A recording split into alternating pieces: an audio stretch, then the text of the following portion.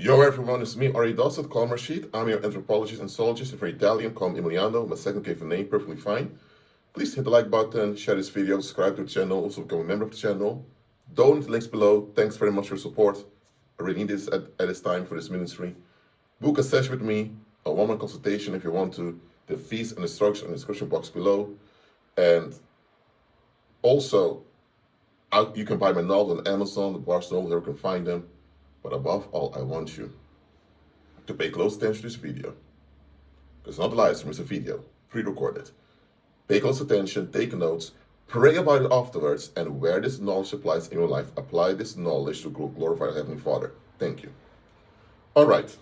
It's written in Hosea chapter 4, verse 6. My people are destroyed for lack of knowledge. Because thou hast rejected knowledge, I'll also reject thee, that thou shalt be no priest to me. Seeing thou hast forgotten the law of thy God, I will also forget thy children.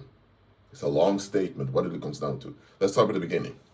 My people are destroyed. So therefore, let's not talk about the world right now.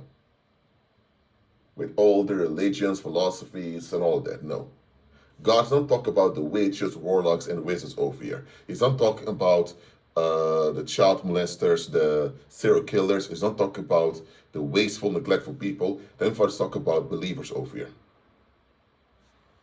It was Old Testament, it still applies today. My people are destroyed. What does destroy mean? Means you're brought to nothing. Means you're falling apart. Means everything you do crashes. It simply means that you're trapped in misfortune. That's really what it means to be destroyed. Why? Because of Satan? Because of fallen angels? Because of wizards, warlocks, and witches? Is it because of spells done against them, hexes? Is it because of satanic governments? Why? Why are a lot of believers destroyed? For lack of knowledge. Not lack of faith. Not because you're a lot, you don't have enough faith, but Christ gave you faith as invasive. Not size, but invasive as a mud seed. You can say this mountain be removed and it will happen. So it's not faith's issue. It's not lack of faith. It's not lack of confidence. It's not lack of intellect, lack of willpower, lack of motivation, lack of community, because you have a lot of believers forming communities together. But it's lack of knowledge. Not knowing how heaven and earth operate, especially how our human species is designed by Heavenly Father. Lacking such key important knowledge puts you at a huge disadvantage. Okay, this is going to be a longer video, so bear with me. So, okay, let's give an example.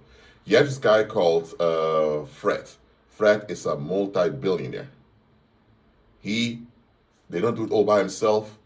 He came from a middle-class household. However, through connections, he got involved into computer trade, got involved in cryptocurrency, and little by little, long story short, within 20 years, he became a multi-billionaire. Okay? He now has multiple mansions and all of that. But there's one thing he's lacking.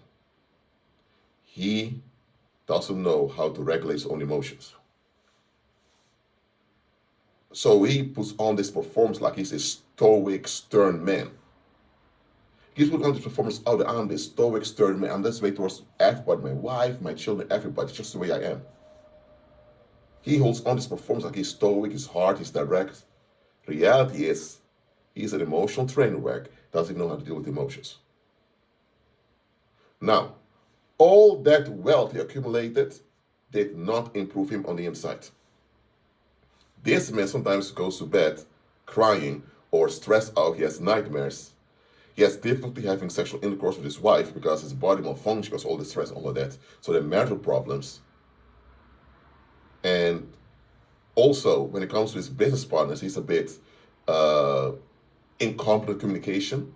So he often works through lawyers, and now all these lawyers take advantage of him too. So to the outside world, man, this guy, Fred, he became a multi-billionaire. He has a net worth of $20 billion. He has 5 mansions. Oh my God, people glorify, worship this man. Look at this self-made billionaire. Which is not self-made, he knows that. He's just very stern and strong, man. Very direct. Oh, he's an alpha male. Bruh, that guy's a wreck, yo. He's lying to you. And now, here it comes. You can have a cleaner that works at the McDonald's, and that cleaner has more peace and more bodily and mental health than that guy that's a multi-billionaire. One day, this multi-billionaire goes to a McDonald's just to eat. He wants to get away from stuff. And he sees this cleaner over there. And he's shocked when he sees the cleaner. That cleaner is happy, smiling, all of that. That cleaner doesn't even make much. He often has issues paying rent, but he is stable. And that encounter made Fred realize that he's actually poor. And he is. Because here's the thing. He had information how to use cryptocurrency and the computer trade to get a lot of cash. And he knew how to trigger people to give him investment. And he got grants, investment from various venture capitalists, all of that.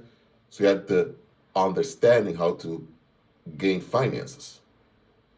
But he lacked knowledge on how to process emotions, how to relate to other people in a healthy way.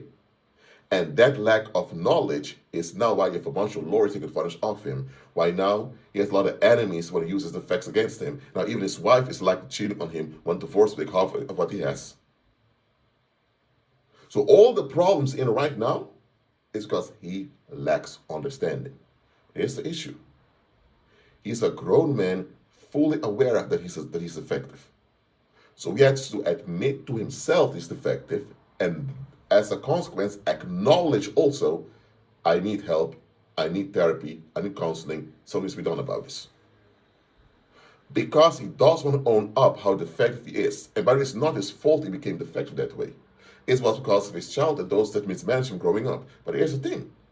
As a child, you couldn't do anything about it. As a grown man, you have the ability to look for help and improve. You can't improve yourself all the time. Often you can, but you can receive help and have a journey of improvement. That's what he should be doing. But he's not on that journey because he was so focused on getting the cash. He thought getting the cash would fix him. I don't know why he thought that crap, but hey, he got the cash. He got more cash than anyone else. He became a multi-billionaire. He has 5 mansions right now. But as a multi-billionaire with 5 mansions, he's still a train wreck, and people can see it. Not everyone follows the first performance, and he's haunted and tormented right now.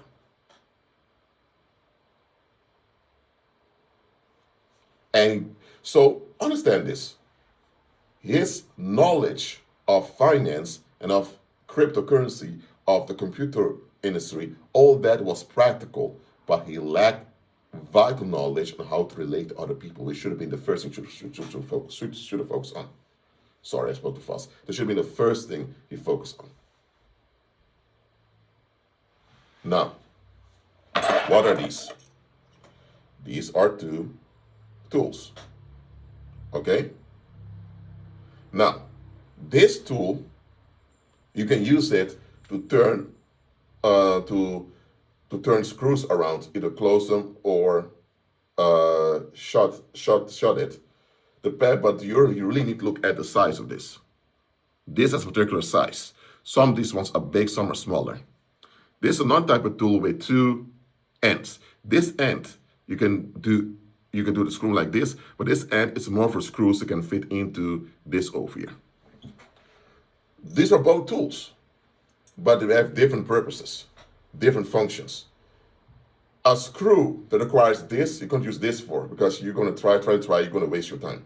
A screw requiring this, but use this, you're in trouble. So you need to know what type of screw you're dealing with and which tool is good to use. For example, if someone wants to lose weight and they go to the gym, they try diets, whatever, and still the weight does not go, they go to the doctor and doctor tells them, for some reason, your insulin levels are quite high, whatever. At some point, he said, let me do operation, let me do a surgery on my stomach, and the medical said, no, your stomach is perfectly fine. It's no issue with your stomach. make your stomach smaller, even make things more complicated for you. So the individual so at some point, the individual thought, why can't I lose the weight? And the thing is, the individual isn't even eating a lot of unhealthy food. He's not even eating a lot of unhealthy food. He's not having a toxic lifestyle. Then one day someone told them, bro, you need to stop stressing like that. And then one day found an article online scientifically explaining that stress can contribute to obesity. And the moment he began to figure out why he was stressed out, he had to face some traumas, he had some process. And while he processed those traumas, realized, you know what, some people in my life are actually horrible people need to stay away from. Some people in my life enabled harm to happen to me. So the moment he began to clean his social environment, by removing himself from toxic people and wasteful people and being more around healthy, constructive people, the stress in him decreased, and before you know it, all the weight was gone. So he lacked knowledge on how his mental well-being would affect his body. If he would have gotten a surgery for his stomach, he would have damage for life to deal with now. He now would have to deal with damage for life now. But the thing is, thank God the medical doctor told him, I'm not going to do this. And he was able to look at the actual cost.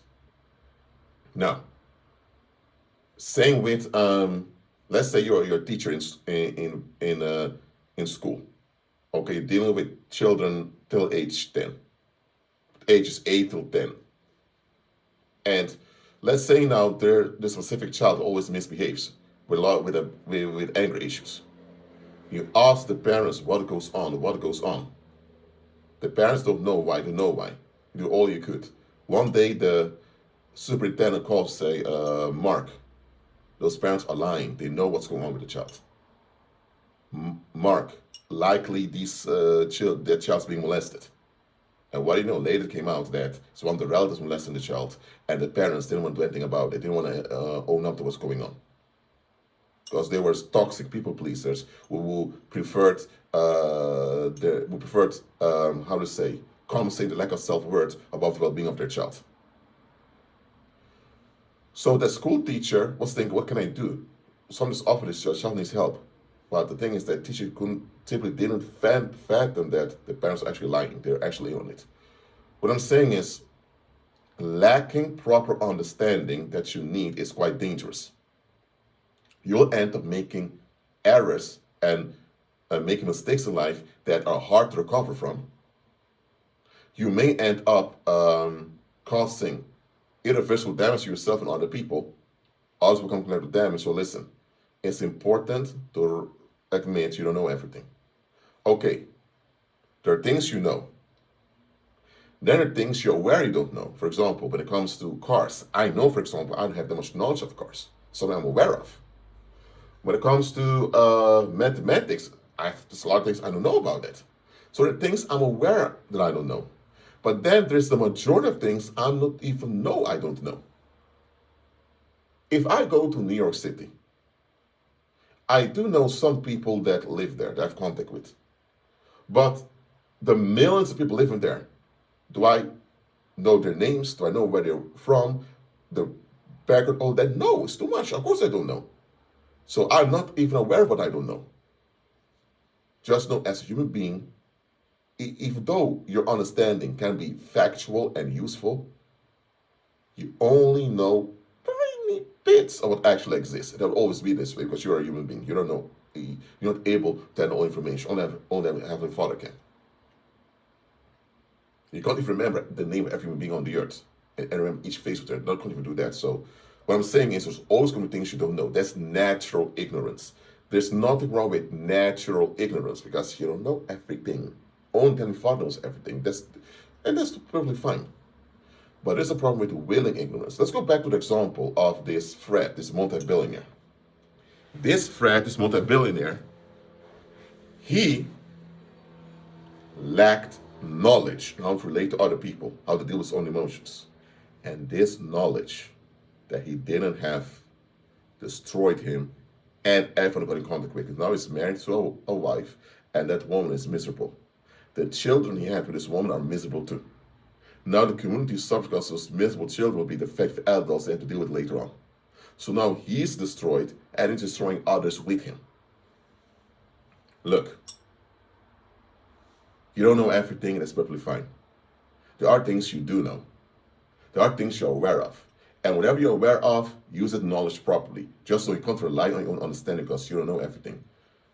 Okay, let me give an example. Let's say now you have two police officers. They're in a car, in a police car, driving around on the road. They have to check who's speeding on the road. And then, let's say one cop is called Albert and the other one is called Ronald. Okay? Now, Ronald is driving the car. Ronald is 45. I mean, he's been at the police since age 17, really. He can help out the police here and there. Then he joined the force. So he's been with the police for decades,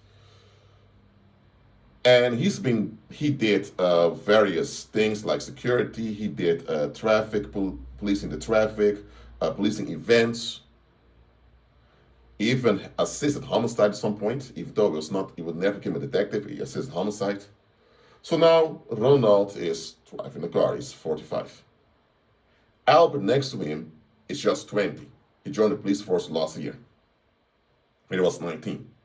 Thing is, Albert spent a year in the Navy.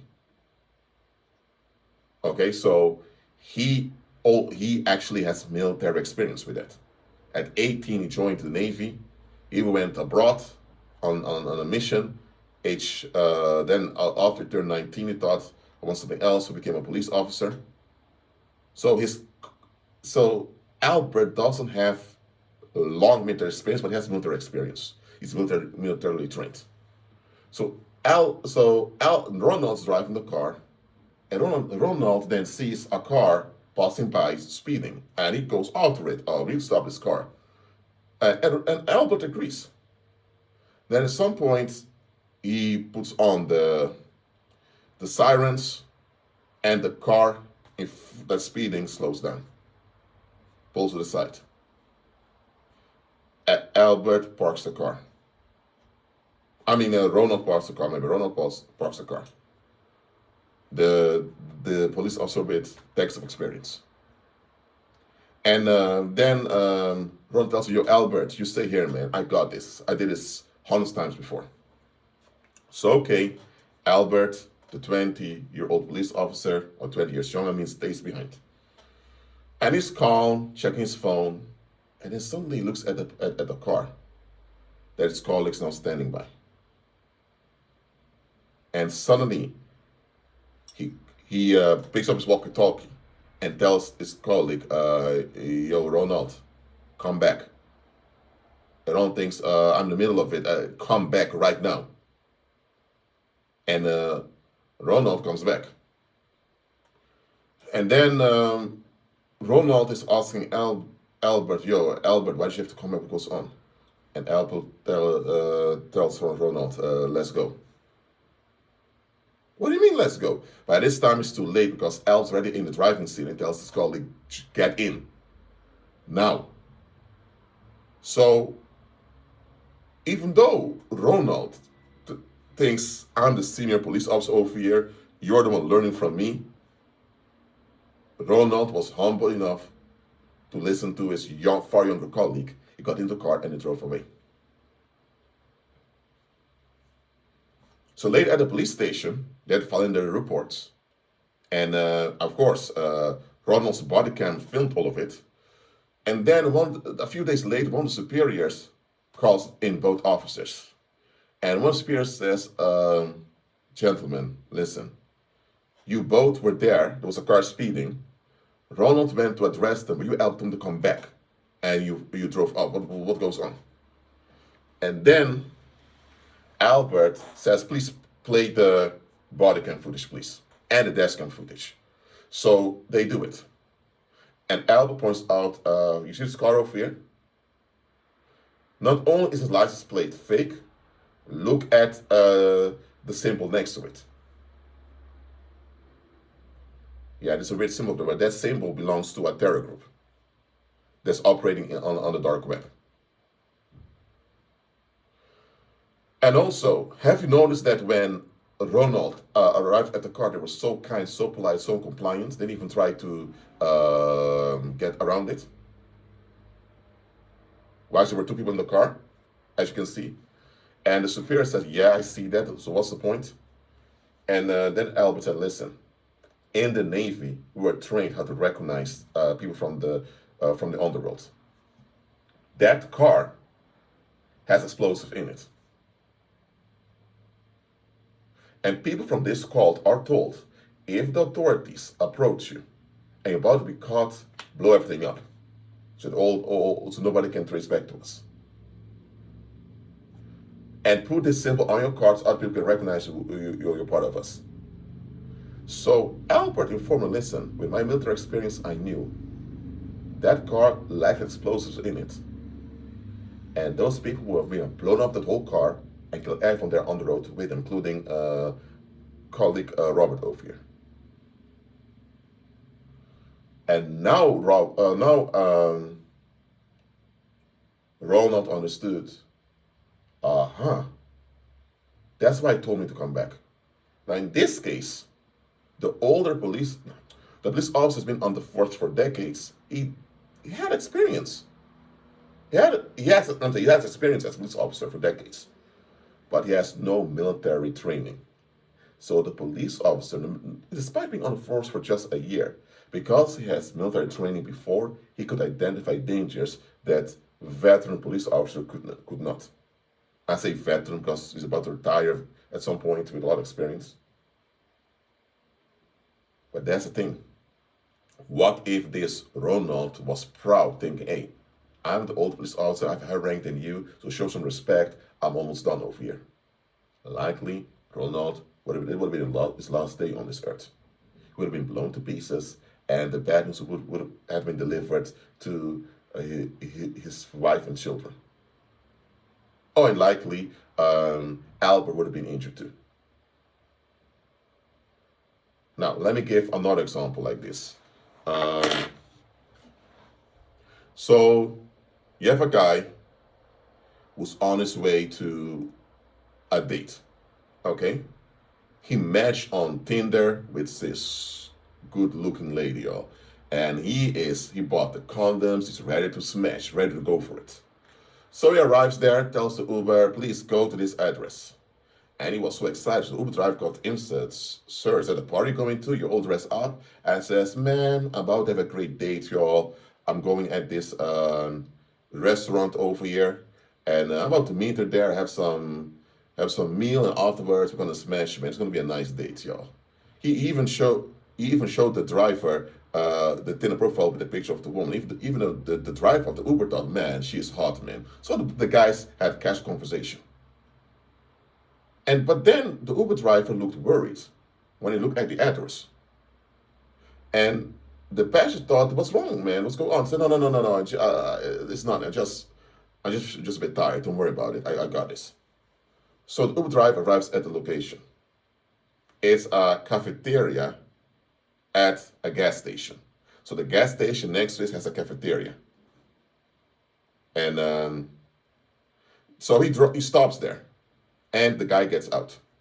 Now, normally that's it. The Uber driver is done. He got the payment already. He drove the passenger to the destination. You can just go and get another ride. But the Uber driver, he left and then he came back in just a few minutes. Well, the passenger, let's call him Rick. Rick was inside. He sat down and he ordered a chicken meal. And he checked on Tinder to see where the date was. And they said, I'm just a few minutes later, I'm on my way. And I thought, okay, she's coming. Suddenly, the Uber driver calls the passenger, calls Rick. And Rick thinks, yo, man, what's up? I pay, the ride is paid by my debit card, blah, blah. And the driver says, come out. What? Please, come back to the car. I beg you, man, come back over here. So, at this point, Rick really feels the danger, and even doesn't know why. And he tells the waitress in the cafeteria, I'll be right back. So he packs his bag and he goes back to the Uber, to the Uber. And the Uber driver tells him get in. He gets in, and the Uber driver locks the doors and they drive off. Aaron thinks, what the heck goes on, man? Oh, what's up? The Uber driver tells him, listen, bro.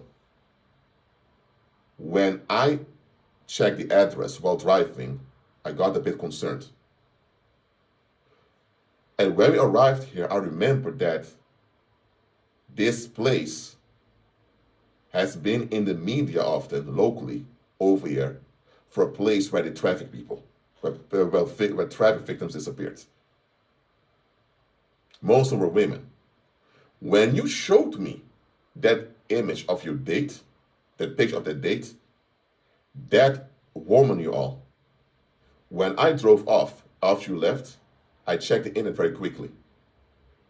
And let me tell you, she looks exactly like one of the traffic victims that disappeared 10 years ago. And Rick thinks, what? And the Uber driver then stops the car and shows him, look at this. Look at this webpage over from 10 years ago, from 2015. It's 2025 now, right? It's 2015. Look at this. This girl, Emily, 17, disappeared. And she disappeared close to that cafeteria over there. Not exactly there, but close by. Huh? That's the exact same picture as my date. But my date said she was 23. And the driver told him, bro, you're about to either be trafficked or organ harvested. Or I don't know what I'm about to do with you, man, but thank God I was your Uber driver, y'all. Because any other Uber driver would have dropped you off once you got their cash and just moved on and totally forgotten about you. Now, in this story, this Rick obviously had no clue of the crime locally over there. He was too busy thinking about wanting to have sex with this woman over there. And he had no idea that the picture on that profile was manipulated with Photoshop. It was a picture of a trafficked minor who was killed a long time ago that the criminals photoshopped to make her appear a bit older, just to trap this man to come. Now, the picture that was edited with Photoshop, it was convincing. The woman looked like the female looked like in her 20s, all of that. So it worked. But the thing is, if this guy would have done a Google image search, he might have found out, wait a minute, this image is quite similar to this image of this teenager that was trafficked, was kidnapped. What was on over here? If he would have done a little bit more research, would realize, oh my God, what the hell is this? Let me call the cops, man. And the police would have gone to the restaurant. But the thing is, because the guy looked at the image and it looked convincing, and there was a match on Tinder, they kept talking, he just went off on that and got an Uber and wanted to go and meet the individual. So when Rick found out the truth of that Tinder profile was run by criminals who pretended to be a woman that doesn't even exist, because all those images were digitally manipulated, were pictures of that traffic victim that's likely dead already. Rick didn't know any of that, but Rick was humble enough to listen to people who were sincere and who were caring towards him. Now, not everyone is caring towards you has the right knowledge. Some people, they care about you, but because they are compromised themselves, it will still be dangerous for you. But because Rick was willing to listen to other people and Mick doesn't know everything, his life was saved. What if Rick would have thought, man, you got your money, man, I paid the right, leave me alone, and you just wait for the day to come? He'd been waiting there, nobody would have come, and when he would finish his meal, like the meal would be poisoned, if when he's about to leave, he would be snatched away, nobody hears of Rick anymore. And maybe a few years later, his body is found somewhere. So, I want you to understand the following over here. You cannot go through life not recognizing that you have natural ignorance. Natural ignorance is natural. Oh, by the way, this Rick just turned 18, and he thought, man, I'm 18 now, I'm an adult now, I can do this, and that. Oh, let me go to Tinder, let me do this and that. Oh, okay, you just turned 18, but bro, calm down, y'all. Wait, so you want to match with a woman a bit older than you, and she looks hot, and think, oh, I'm going to smash, it's going to be great, man. Stop thinking with your dick, bro. Just use your brain for once. Look around you. Why would a date want to meet up with you at this almost remote cafeteria near a gas station? Why not at a cinema? Why not at a Starbucks or something else that's more convenient? Oh, and she's a bit older than you. Does she have a boyfriend already? Or did she grad? What goes on over here? Listen, this is not just for young people who just turned 18 and think they can take on the world. This is for everybody, regardless of your age. You don't know everything. So lack of knowledge when it comes to the base things you need to know is quite dangerous. Now I know the examples I gave are a bit extreme of Fred, this multi-billionaire, of those two cops, Ronald and Albert. Also the one of this Rick who just turned 18 and thought, oh, I'm going to smash and all that, and he was almost trafficked. These examples are fictional, by the way. They may be similar to things that actually happened out there. Many of my parables are based on similar things that actually happened. But what I'm saying is, natural ignorance is natural. Everyone has it. You will always have it throughout eternity because you're not God. You know everything. Just know, despite natural ignorance, there's some things you need to know to function well. If those things you don't know, you are in trouble. And that's why you need to have a humble attitude. For example, this Fred, the multi-billionaire in my first parable, if he would have just admitted that he's defective, gone to therapy and counseling, okay, maybe he may not end up like a multi-billionaire, but he would have ended up wealthy and healthy with a better family. And that would have been a far better influence on the community than what he is right now, at a defective multi-billionaire discretion.